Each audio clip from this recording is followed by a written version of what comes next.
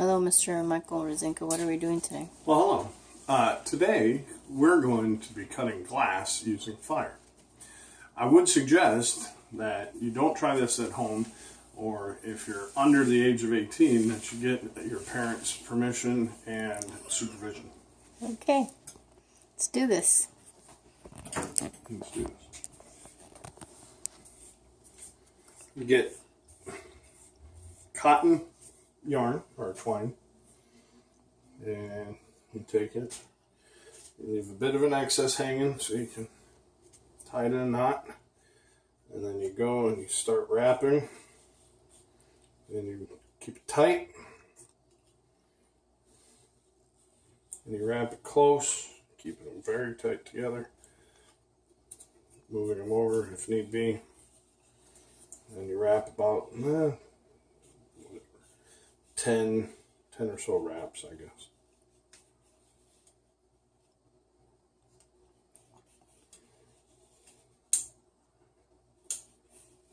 Thus ensuring you get a good,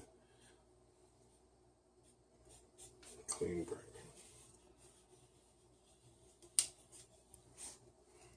That's about enough.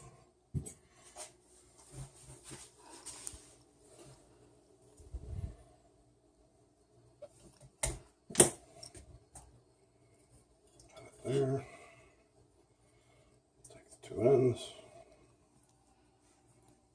Tie a simple box knot.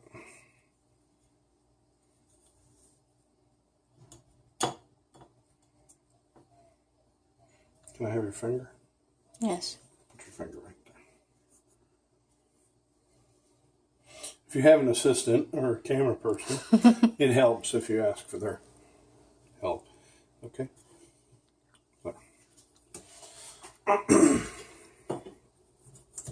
Taking off the little excess things, ends, there. So that's what it should look like, just like that. Okay?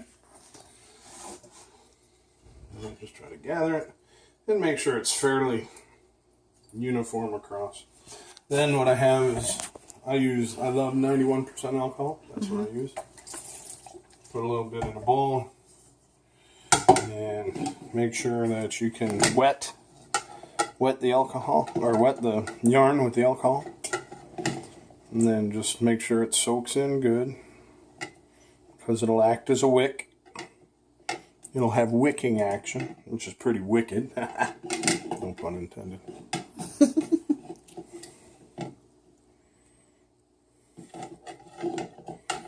Just roll it around.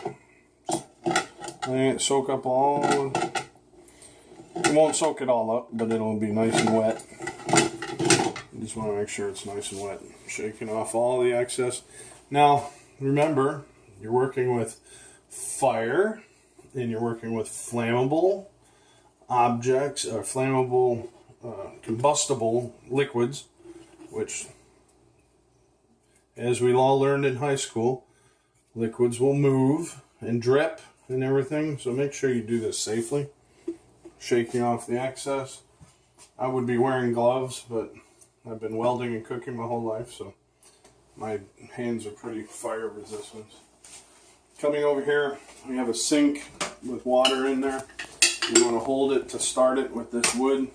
Now, if you have fragile hands, you may not be able to hold hot glass, but oops. Make sure you edit that out. There we go. So, and then you just keep it spinning to evenly heat it.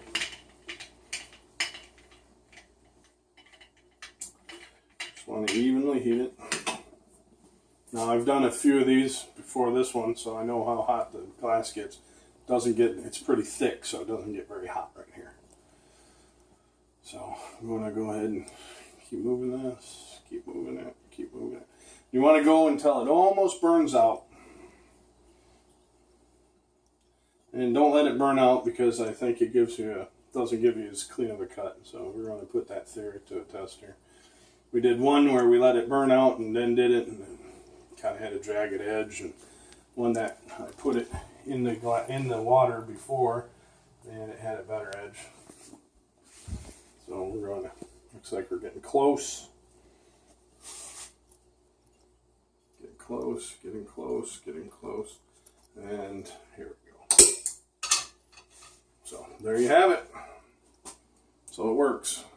You have to make sure there's a bit of a flame still going, at least in my experience. Awesome. Get a fairly clean And pot. tell them what we're using these for. We're using these in our bathroom. These are going to be the light fixtures. Obviously, this comes off once it's cold. I'll show you. Once it's cooled down, and it still keeps some residual heat. And remember, this is like razor sharp, so you got to be very careful not to cut yourself. You got to take a very fine piece of sandpaper and be very careful because you're going to be sanding on sharp glass, but or a file if you have the right file, or a stone even. You can stone it just to take off that sharp edge, but it's extremely sharp, so be careful. But anyways, we'll clean it up, and then we're going to hang it, and it's going to be a light fixture. So the bulb will go in there like yay, and bam. Cool. Yep. All right. Thank you. See you.